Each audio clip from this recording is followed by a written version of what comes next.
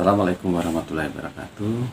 Pada kesempatan kali ini saya ingin membahas tentang hak untuk diberitahukan dengan bahasa yang dimengerti. Pengertian hak untuk diberitahukan dalam bahasa yang dimengerti penting untuk terdakwa atau tersangka bila mana tersangka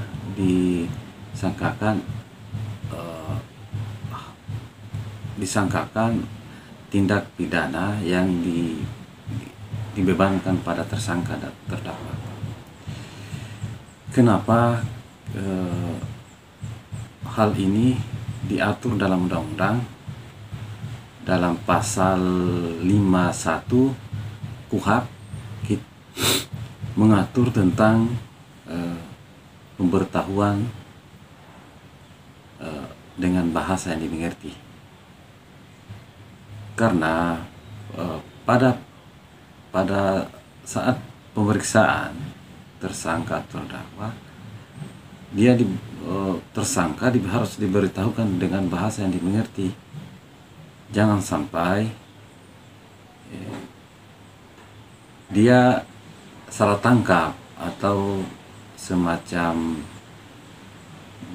mungkin orang lain yang melakukan perbuatan itu dia ditangkap tanpa dia mengerti apa yang dia disangkakan ini.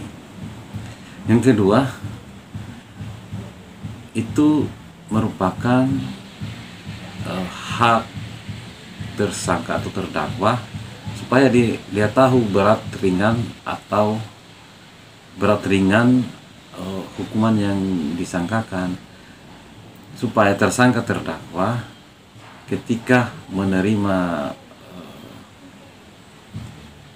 dakwaan atau saat awal pemeriksaan, tersangka terdakwa mengetahui supaya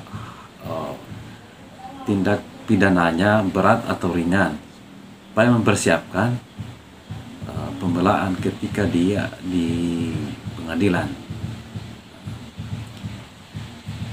Yang kedua, untuk tersangka atau terdakwa yang tidak memahami bahasa Indonesia secara sepenuhnya. Ini yang membuat tersangka tidak tahu bahwa berat ringan apa yang disangkakan itu. Yang kedua, tersangka atau terdakwa yang berkewargaan asing,